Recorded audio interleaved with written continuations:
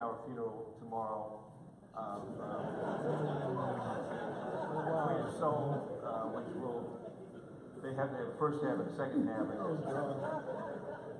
But anyway, their funeral tomorrow. Are you in the first half or in the second half? I don't know, I'm lost. But it is truly an honor that they've asked you to do so. Hearing you yesterday, and I wanted you to touch on, because people look at all that has happened to you, and they don't realize that, as you called yourself, well, you're a good old country boy from West Virginia, and the story you told about your father and what he was being an entrepreneur. Yes. But what got you at 1980, at age 23, you became a pastor, right? Heading up a small church in West Virginia. And it would be important to kind of set the tone for people to understand what you could become. What put you into that perspective? What put you into that thinking at that point, that at age 23, the tender age of 23, I was going to become a pastor and have my own church? Well, it started, I was ministering actually as early as 19, but I wasn't pastor. And I actually started pastoring at 22. My experience, I was recommended by the Board of Bishops to have my own church, and they recommended, it sounded a lot more glamorous than the reality. The reality was they recommended me to pastor a church in a very rural area called Montgomery, West Virginia. And I don't know how to describe Montgomery, West Virginia, other than to say it had one traffic light. So that gives you some indication of the size of the city. But for me, it was a metropolis. It was an opportunity. And basically, I got the first month's rent and the deposit, no members, no anything, and I had to build it from the ground up. And with passion and tenacity and relentlessness, I started to build a congregation from the ground up. And I tell many pastors, in many ways, it is like building a business from the ground up, with no capital, no resources, just vision and passion. While the ministry itself is a spiritual goal, there is a practical need of lights and water and gas and paying the rent. And I was working at that time for Union Carbide, and I worked for Union Carbide for a number of years, and then pastored on my free time, and built the church literally from 0 members to where it ultimately became. You went from that small town in West Virginia to another town in West Virginia. Charleston. Bigger. Yes. And grew the business. I'm going to call it the business because in many ways we'll get to that a little bit later, but there's no question that this became much like an entrepreneurial business. Got there. But in 1996, you made a really big decision. Huge. Right? And that was a real big decision. And think about that. That, folks, was literally only 22 years ago. Right. So in 1996, you decided, Sarita, pack up the kids, pack up the Beverly Hillbillies. Yeah. And I'm not sure you drove, but from West Virginia to Dallas to open up T.D. Jakes Ministries in the Potter's House in Dallas. And you told an interesting story about how you found the place you are actually in Dallas. Because having gone to Potter's House a few times, I said, what is out here? I mean, as we were driving. And I'm sure there was even less at that time in 1996. But what made you decide we need to leave now from West Virginia and move to Dallas, and then tell the story also of how you found the place in Dallas and ultimately became There's a couple of interesting things, something that I didn't tell you that might be interesting. I actually was on national television before I went to Dallas. So I was on national television. I got on national television with $8,000 in the bank. That's all I had. And if you know anything about television, that's nothing at all. I didn't own a camera. I was basically in a storefront.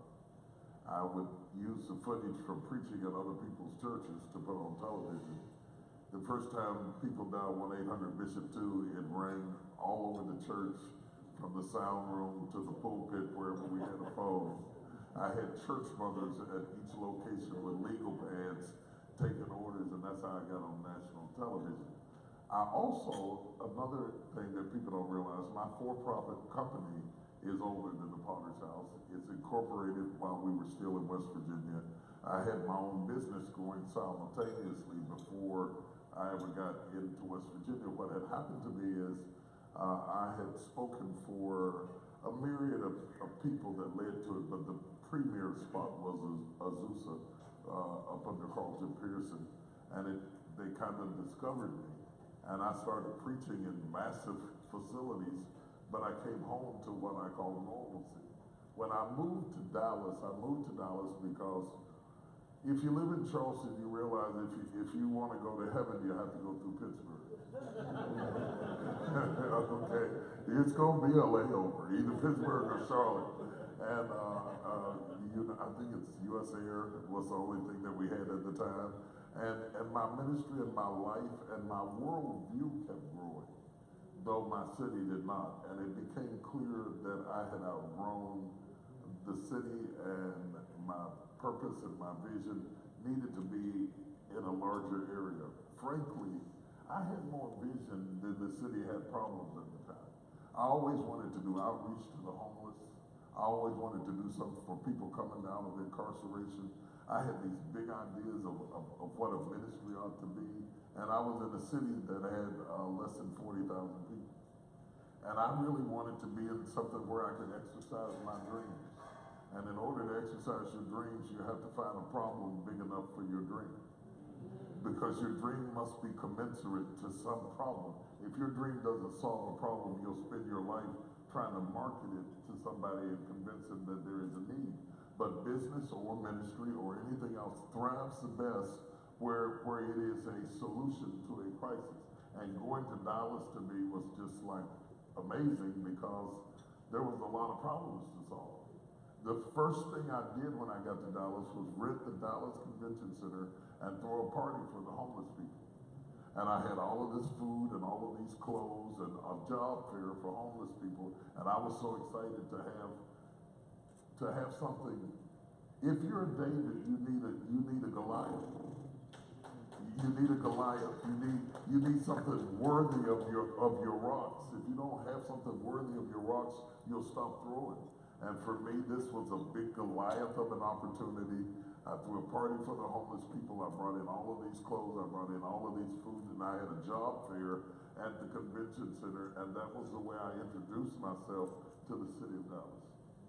Outstanding. Let's talk about the Potter's House. Okay.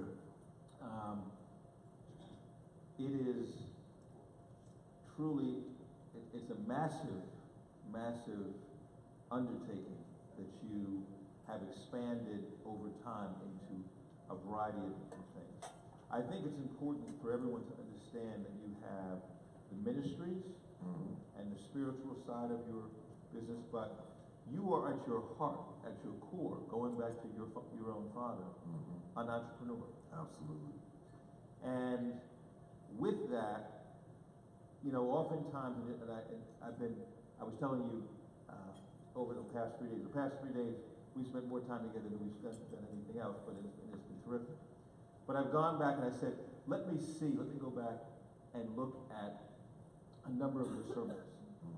And to understand, you said, one of the things, and I don't remember exactly what the name of it was, but people trying to put you into a box. Yeah.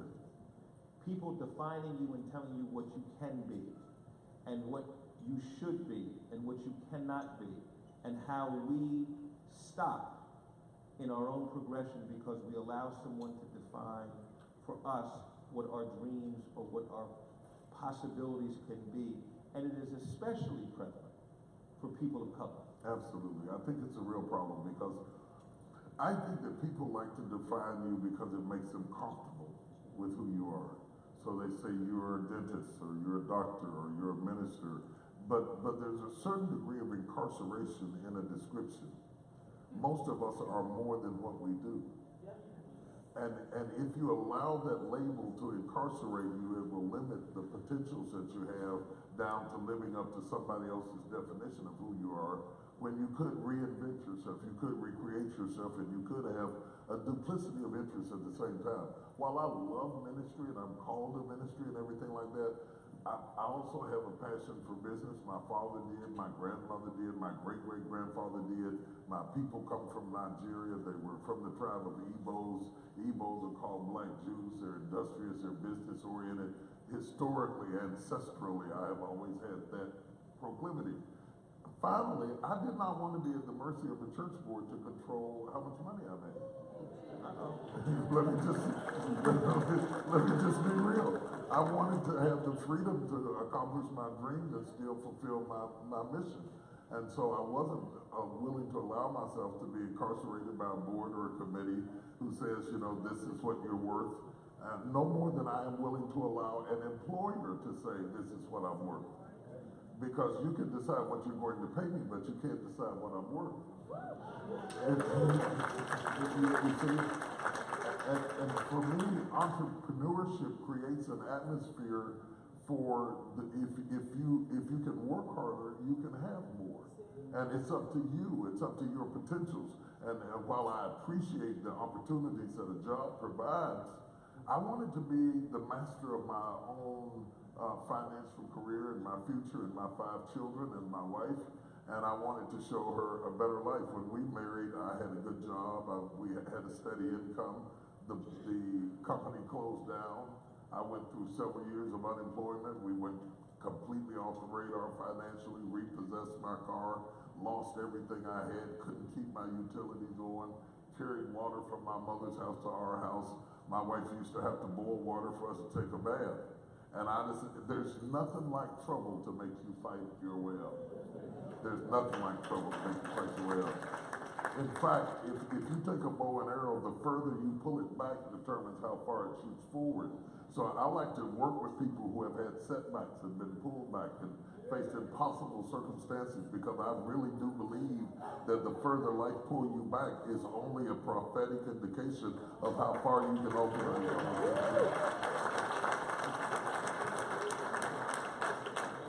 I have seldom met anybody who did amazing feats in their life who doesn't have at some point in their life some sort of setback in their life from which they decided to tenaciously resist. So that tenacity, that work ethic, that drive comes from living in a house with no heat and carrying water from my mother's house and going up to Miss Anna Roy's house to use the telephone. It scared me. And it scared me, and fear can be a good thing. Fear can make you focus. Fear can make you relentless and tenacious. And I promised my wife and I promised my children that I would show them better than where we were at the time. My daughter was born on WIC, and I was determined to show them success. And let me dig into this a minute, because I want to get down into one of my daddy's stories now. On Sunday morning for recreation, my father used to drive us through nice neighborhoods, and he would brag about the houses that he shampooed the rugs in, and he shampooed rugs and did upholstery, and he would brag about cleaning the house. And all of them were owned by white people, and most of them had little blank statues in the front yard with lanterns in front of them. Porch monkeys. Porch monkeys, yeah. And I was a little boy, not much bigger than the monkey, in the back seat of the car, wondering this question: wonder what success looks like in my color. I had never seen success in my color. And I wondered what the artwork would look like, and I wondered how the house would be decorated, and I wondered what would be in the house. And today, I live in a house my father would have bragged about cleaning. And I think I wanted my children not to sit in the back of a car on a Sunday morning and not have any vision of any success in their color. I wanted them to understand that the success doesn't discriminate, and that dreams are not beyond your reach, and that if you have a strong work ethic and a tenacity, you can become anything.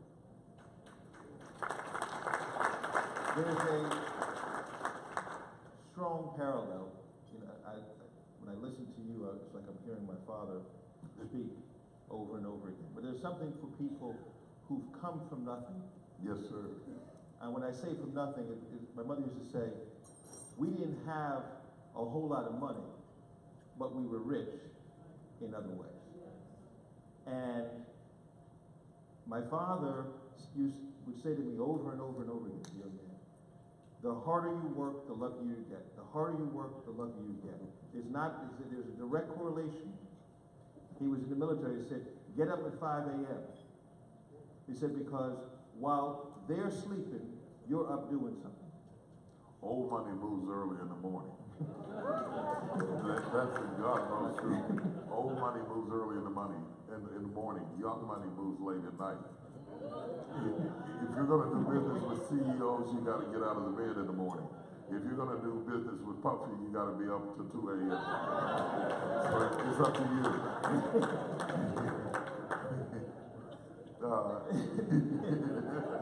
I'm telling the truth, man. I'm telling the truth. And I want to do business with everybody. So, without discrimination, okay? Without discrimination. This event, which is very special to us because we've had Black Enterprise has had successful events for women for a period of time. Mm-hmm. And you have had tremendous success with events. We talked about Women Thou Art Loose, mm-hmm. and the 85,000 people in the Mega Fest, what have you. We've had large events ourselves. We've tried to tackle what is important, which is celebrating the best of us as Black men, which is what you represent, which is what Tommy Smith represents, which Ken Chenault represents, which is what all of these men, young and old, represent, if they believe it.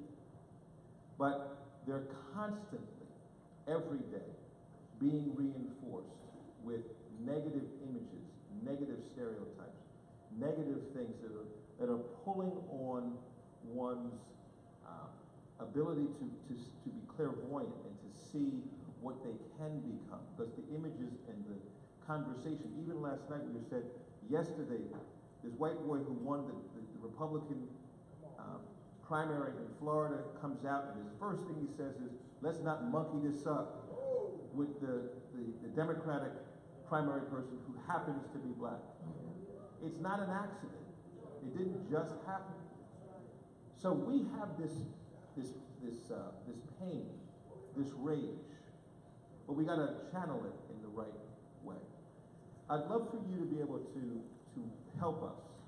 Okay. Let me jump in, because Black women are going into business more readily than any other people group in the country.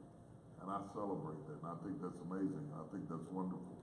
But as they continue to excel and graduate from college more readily and become more entrepreneurial, African American men and Latino men are lagging behind. Role reversals in the family have become the status quo of the day. And that's fine if you want to do that. But more times than not, the family is disintegrated. Because in order to have self-esteem, a man has to feel like that he adds value. And so there has always been, from affirmative action forward, a propensity to promote the woman over the man, because you get 2 for 1, minority-wise, when you hire a woman than you do a man. The underbelly of that is, it is the deterioration of our families. Because as the woman rises up in income, the man begins to wonder, why am I here? It leaves us with nothing to be proud of but things that are not important to be proud of. So that's one part of the problem. Add to that the criminal justice system and the high ratio of incarceration amongst Black men, and the inability to get a job or a place to stay when you get out of prison, and we are losing sight of the family altogether. It is demeaning to come out because you did some minor nonviolent crime, and most Blacks, 70% of Blacks are incarcerated for nonviolent crimes, and many of the crimes of which are now being made legal. So the judge can smoke a joint and the guy's in jail for smoking one. It's interesting how that happens. It's interesting how when we ingest chemicals, we are criminals, and when others ingest chemicals, they are patients. You know, it's just interesting. It's interesting how that works out.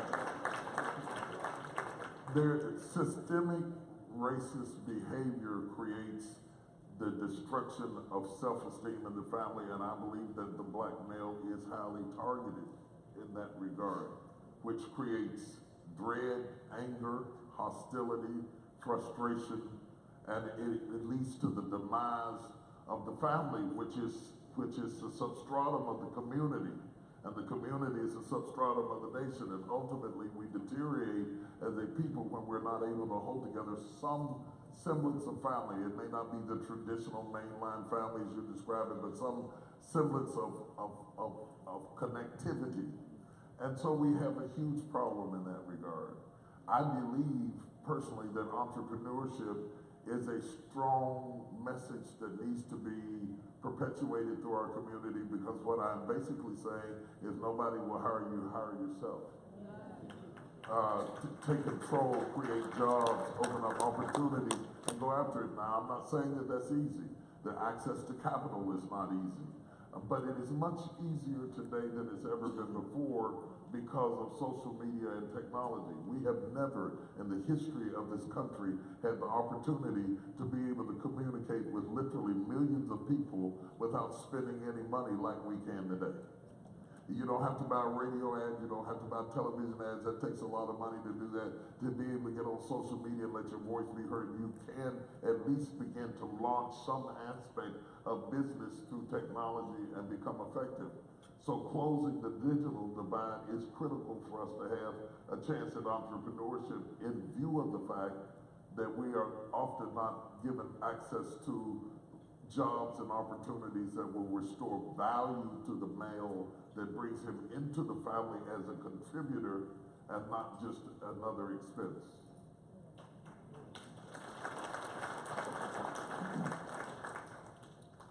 We have focused on, oftentimes in this country, what is brought up into the divides are things like the digital divide, the health divide, the insurance divide, the education divide, and they use all of these terms of divides, not focusing on what we view as being the true divide in this country is the wealth divide.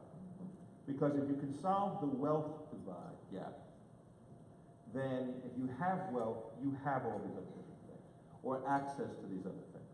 Well, let me switch to my pastor hat for a minute. Okay. It used to be a time that when people came up and asked for prayer, they were asking for prayer for their children to know the Lord, for their family to come to Christ. Now they want prayer for rent. And it is a challenge to make people understand you don't need God, you need a job. You don't need to believe God for a car, you need finances. It doesn't take a miracle to buy a house, and you've got people praying at the altar begging God for a house. You don't have to beg God or even believe in God to have a house, but we have mystified success to the point that in the faith world, people think that it takes an act of God to get what other people have in life, and that's a tragedy. It's a tragedy. It's a tragedy. You know, I need God if I've got a terminal illness. I need God if I need a miracle for a deformed child. I need God for things that only God can do. When it comes to things that man can do, I just need a chance. I don't need a God, I need a chance. And if we begin to get things in the proper columns, we will stop seeing success as miraculous. Because when you make success miraculous, it becomes unreachable, intangible, and it becomes divine, and it was never meant to be divine, it was meant to be human. I want to go into something that we were talking about in the back, because one of the things that causes us to get from survival to success is our inability to connect together in business and to do things together. And this is just my philosophy on it. I mean, you know, it might be worth a cup of coffee. But I have always wondered why we don't trust each other. And I think when you add personal pain and a series of failure to how we also see images of ourselves on television, it's not just other people that see images of us that suggest that we are not trustworthy. We are watching too. And so when we get ready to do business in order to be successful, instead of forming conglomerates and coming together into partnerships, we isolate into individualism, insisting on owning 100% of a $10 bill rather than 10% of $1 million. And I believe that one of the problems, and I'm going to go really left on you here, so just send somebody out with a hook to pull me off the stage. It wasn't until I started making frequent trips back to Africa and studying my own roots and my own background and my own story that I began to realize that we were not one people when we came over here. That we were many tribes with many languages, thrust on one boat, given one name, and forced into an amalgamation through slavery that is inherent also with a certain amount of suspicion. Because at the root of culture is language. So if the only thing we have in common is skin color, and we don't share language, and we don't share tradition, and we don't even share religion, and all of a sudden we're called darkies, and then coloreds, and then Negroes, and then African Americans, and then black, and so we've gone through a whole litany of names trying to get this mesh to come together. There is an inherent sense of tribalism and a distrust that is inherent in our existence, and we are still amalgamating and emerging as a society of a people who were forced together by the most horrific circumstances. It's like bringing a family together where the only thing we have in common is child abuse. So, to me, slavery was the molestation of a nation. I use the term molestation because molestation is about when somebody in power uses that power on somebody who doesn't have power to accomplish what they want. And one of the inherent reactions to molestation is self-hatred. So when you take that victimization and that self-hatred and that suspicion of, I definitely can't trust the master, but I'm also scared of you. And even though you liberate me with a document cannot liberate a mentality. So there is a mentality in us where we have not done as well as other people who have come to this country through other means, because we have not had the unity that is necessary to coalesce as a team and to put our wealth together, put our capital together, and work together. We don't seem to realize that I don't really have to trust you to do business with you, because there's this thing called contracts.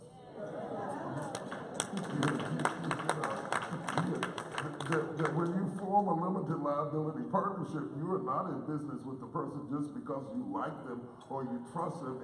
It describes from the very beginning of a MOU what is a memorandum of understanding, and then on into a long form contract, and then the arbitration clauses whereby if you get untrustworthy, how we're going to handle it. We can work all of that out on paper where we can then go to dinner and have a good time and relax, because if you don't do right, I'm going to sue you. Now once you get past that,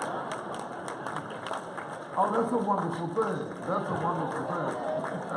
If we were in church, that would be a shouting moment right there, because I don't have to go by instinct like I'm in a jungle in order to do business with you. I do want to do business with somebody who is trustworthy, but I also want to have a contract lest you misunderstood something along the way. We will have something to refer back to that clearly defines what the expectations are. And we have not been taught the value of doing business in a systematic, legal way that creates an opportunity for Nene, who does nails, and Bobo, who is a massage therapist, and Nikki Lee, who does hair, and all of them are paying rent on 3 different places, and all of them are paying to have things marketed, that if they all got together, they could cut their overhead down by 2/3 and increase the profit margin.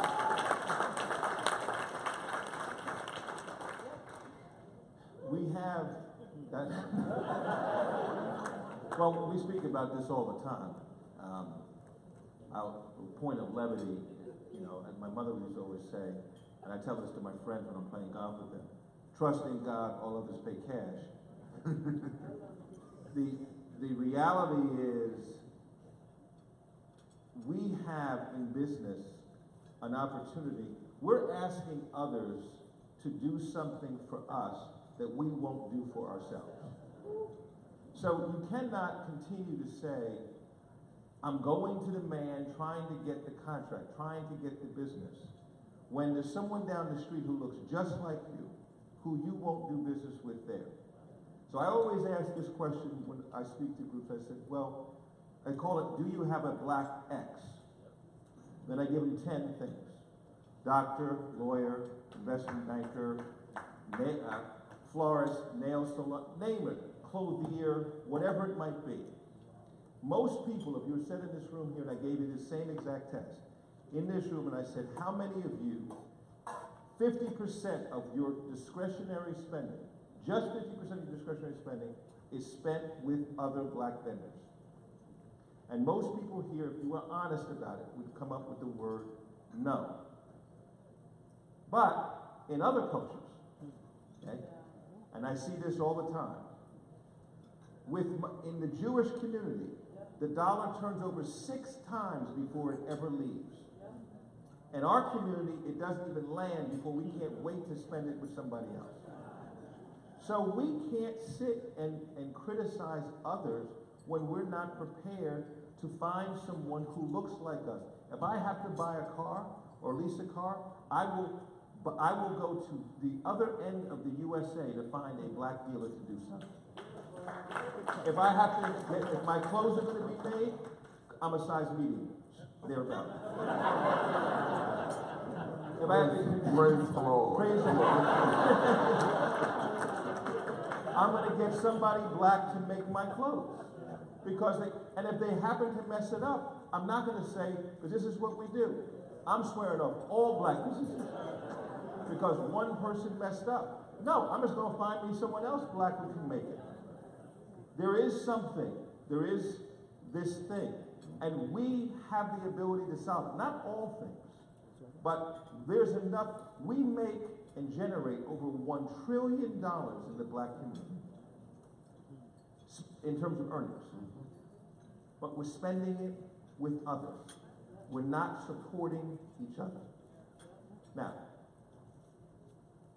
I wanted to see what time we had left, but I know the guy in charge, we have more time for myself. Okay. let me respond to that. I personally see that 2 different ways. If you can find somebody of your own culture who does the job well, certainly we have to create opportunities, in part because other people are not always willing to hire or employ or use their services. And I think that's an important thing to do.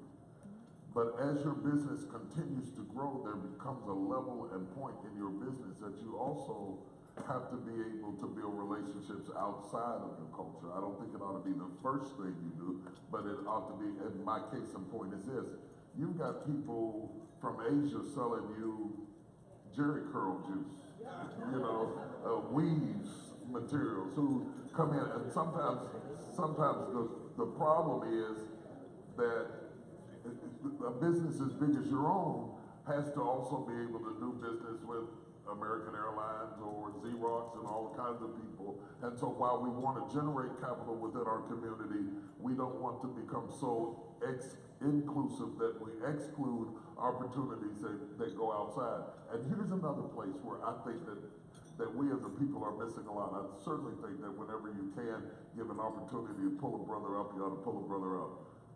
Another global idea that I think is underutilized amongst black business is money is global. It's not national. It's not communal. We're talking about community money. People are doing business with people all over the world. If America gets a cold, the world gets the flu. The fact that we can import from Africa, from Nigeria, from Ghana, building bridges across the diaspora, closing the gap broadening our perspective, thinking globally about your business. Just because your business is not in demand within your zip code does not mean that it wouldn't be in demand in other cities, other countries, other areas. And I'm going back to this because I think it's important. At the birthing of the internet and furthermore the development of social media, it leveled the playing floor. For example, I've had movies that I launched SOAR in South Africa. Okay, SOAR is or I don't know what it is now, but it was the #1 best-selling foreign book in South Africa before I launched it in America. We have to learn to start thinking differently about business. We cannot just think in terms of neighborhoods because #1, the traditional neighborhood doesn't always exist anymore. We are connected not always by street address, but we're connected by interest. And people galvanize around ideology. So people who like hip hop all get connected through social media and otherwise, and that becomes a community unto itself. And as people, and the world is going cyber, whether you like it or not, it is absolutely going cyber. And cyber is a tribal business from the perspective of people who like gospel music can go to an area and they congregate together. Finding people who like what you have. There are people who listen at me on Sunday morning from Melbourne, Australia. I was telling him in the back that our strongest following out of the 15 million people that connect with us through social media, our strongest following is not Dallas, is not Atlanta, is not Los Angeles, it is Lagos, Nigeria. Then Dallas, then Nairobi, Kenya, then Atlanta, then Melbourne, Australia, then New York City. You may be struggling in business because you haven't broadened your playing field. Somebody in this world needs what you have. You have to find them. And so rather than to feel rejected because the people around the corner do not value your fashion, your style, your design, your hair care products, I think we need to do more global thinking about business because businesses that are really booming today, that are becoming billion-dollar corporations, are not segregating themselves to isolated locations. They are thinking globally. And here's the boomerang benefit of that, because everybody's money ends up being green. And the boomerang benefit of that is then you can put money back into your community, serve your underserved areas, create chances for people that have been left behind, and you can underwrite the budget with everybody's money rather than just somebody's money. Does that make any sense? So if you have a talent or a skill that is not prospering where you are, when I wrote my book SOAR, I used the Wright brothers as a syllabus to, metaphorically, to discuss entrepreneurship. And the thing that fascinated me about the Wright brothers, there were many things I exhausted in the book called SOAR about it, but one of the things that I liked about it is that they didn't have enough, they didn't have capitalization, they didn't have a degree in engineering, they built an airplane in a bicycle shop, they built it in Dayton, but they carried it to Kitty Hawk to launch it because the wind was right. Because they knew in order to get the aircraft in the air, their engineering wasn't strong enough, they had to catch the right wind. And I think a lot of business people don't understand the power of winds and trends. I'll explain it this way. If Colonel Sanders were to launch his business today, he would go bankrupt. Because nobody, at the time he did it, women had gone to work, families were used to home-cooked meals. It was back in the 60s, we were trying to have the home-cooked meal with Mama gone. So it was, the wind was right. Today, if he launched his business now, they would want to know, is it gluten-free? Is it low-fat? Come on, is it calorie low? Come on. By the time they got to go through all that, he would be out of business. So it's not just about launching the right business, but it's launching it in the right wind. These brothers took the plane all the way to Kitty Hawk to catch the wind. And I think that many of us are giving up on our businesses because we had the right aircraft, but we had it in the wrong wind. You have to put your business up where the wind and the trend is blowing in a direction to make you successful, and they got airborne because they got it in the right wind.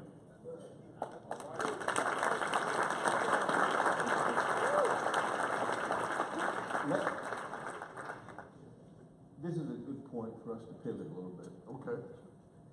Let's talk about SOAR, the book, Yes.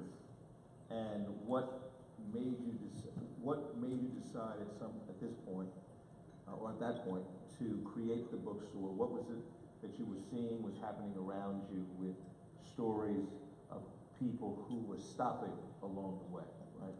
What is it that made you decide, and give us a little bit of background on SOAR itself? You just gave a little bit about the right brothers, but other aspects of what made you decide to do Well, SOAR. my passion is working with second chance citizens who are returning citizens back into our community, which is a huge percent of our population. It is the underbelly of why we have fatherlessness in the home, which perpetuates an emotional toll on young boys and young girls who grow up in homes where there are no fathers, misread men, and it becomes very difficult to understand male communication, and often suffer for the lack of things that the man is saying, but we're saying it in a language that's foreign to you because you grew up in a house full of women. And that becomes intensified when men are locked up in prison. And for all the reasons that I talked about before, and because many of us worked a job and found ourselves needing a job because a lot of the business has gone overseas and it is not coming back. I found that the Rust Belt states and the inner cities are saying the same things, even though we fight each other. We're angry about the same thing. The lack of opportunity, the lack of jobs, the industrial age is over, technological age caused us all to fall into a hole. The president says he's bringing the jobs back, even if he brought those jobs back, which they are not coming back because many of them don't exist.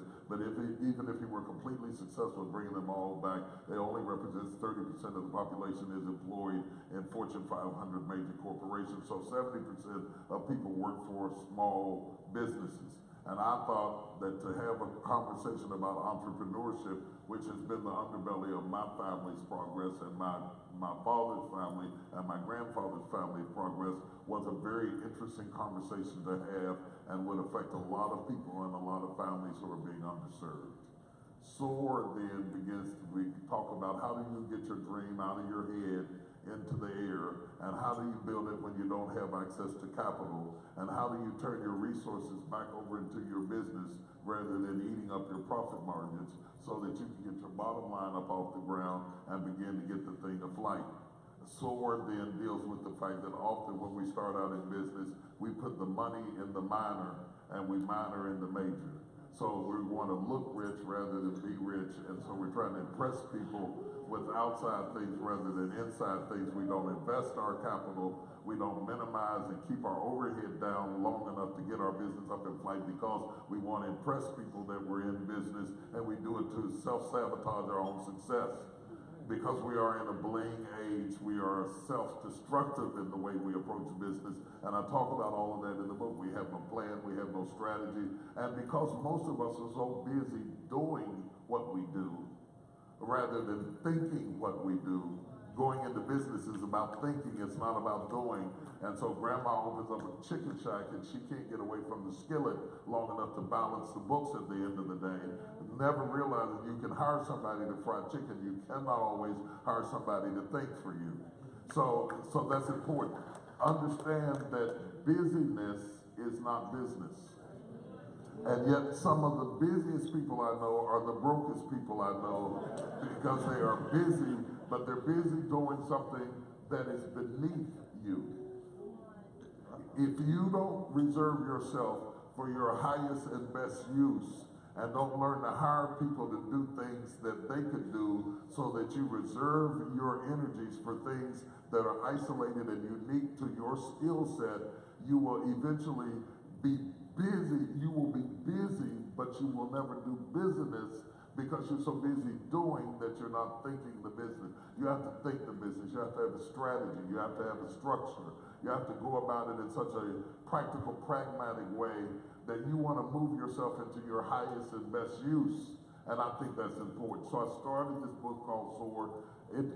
I have never had and for me, incidentally, this was like coming out of the closet for me, because I wasn't sure that the world would take a business book from a preacher, because you like to put labels on people and incarcerate them into how you met them. And people define you by how they meet you and incarcerate you. And so I found myself breaking out of a jail to even write this book. I was scared to death they wouldn't accept it. Had no idea that it would be in the top 10 on the New York Times bestsellers list for 16 weeks in a row.